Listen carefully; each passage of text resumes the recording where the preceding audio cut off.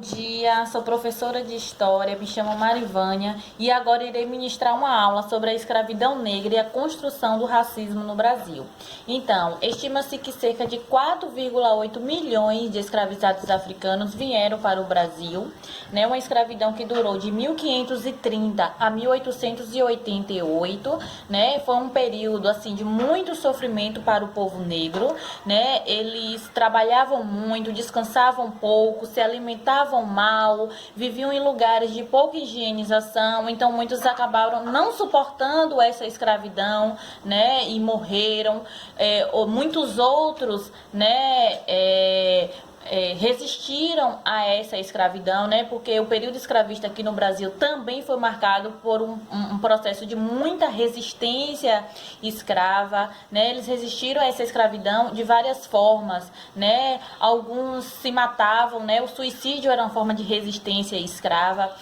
Muitos não suportaram essa dor da escravidão e acabaram tirando suas próprias vidas. Outros fugiram para os quilombos, outros pegaram armas e lutaram contra os seus senhores. Então, o período escravista aqui no Brasil foi marcado por muito sofrimento, por muita dor e também por muita resistência, né? E chega ao fim em 1888 com a Lei Áurea, né? E esse fim da escravidão ele se dá por dois motivos, né?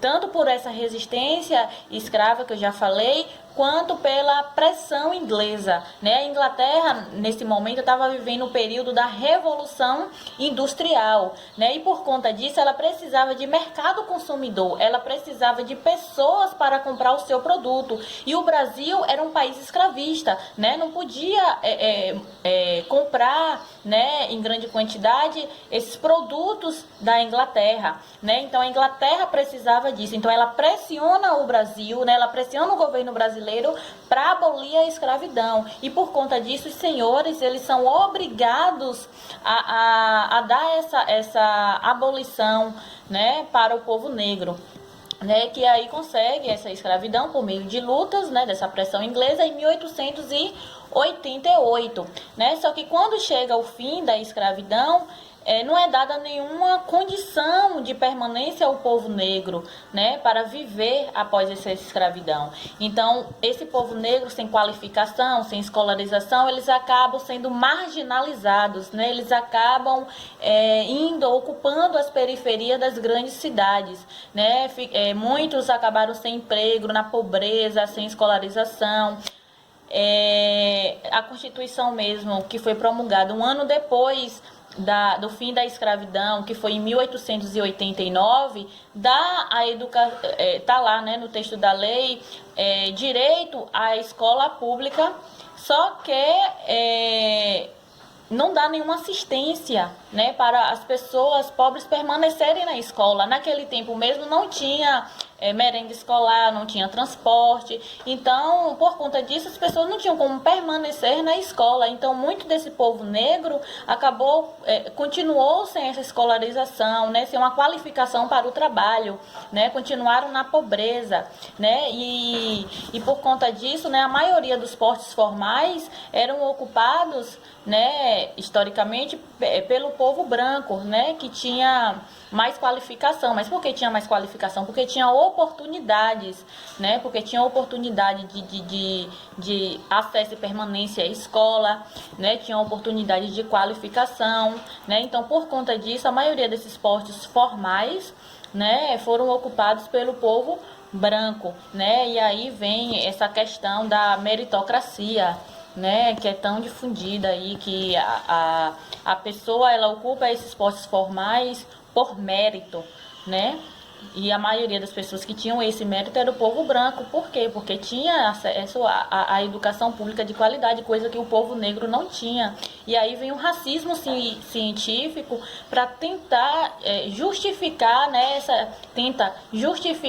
essa inferioridade negra, né?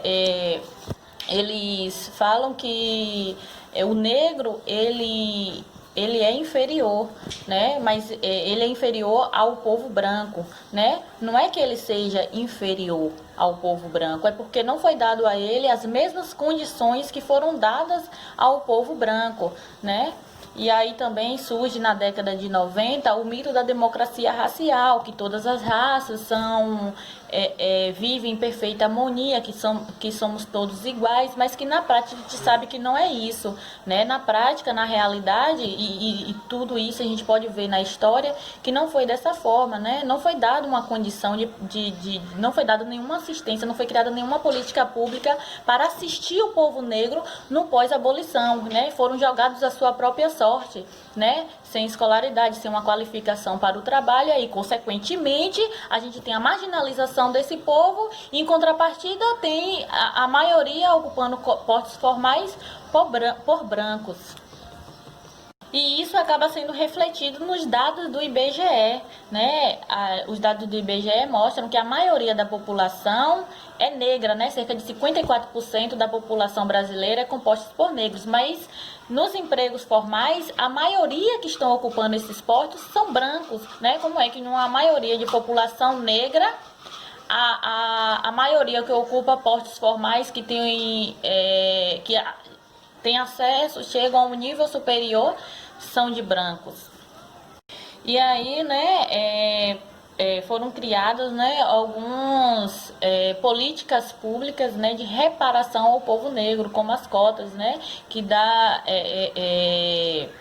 que reserva vagas em instituições públicas para o povo negro, como uma forma de reparar, né, de reparação a esse povo que não teve nenhum tipo de políticas públicas criadas lá no pós-abolição, né, mas que ainda assim, com essa política pública das cotas e outras que foram criadas, ainda assim a gente vê, né, mesmo com a criminalização do racismo, ainda assim a gente percebe constantemente no noticiário que há sim ainda um racismo, né, aqui no Brasil, e que deve ser combatido, né, através de mais políticas públicas, né, através da educação, né, precisa ser combatido esse racismo aqui no Brasil, que é fruto de um processo histórico, né, como eu acabei de falar.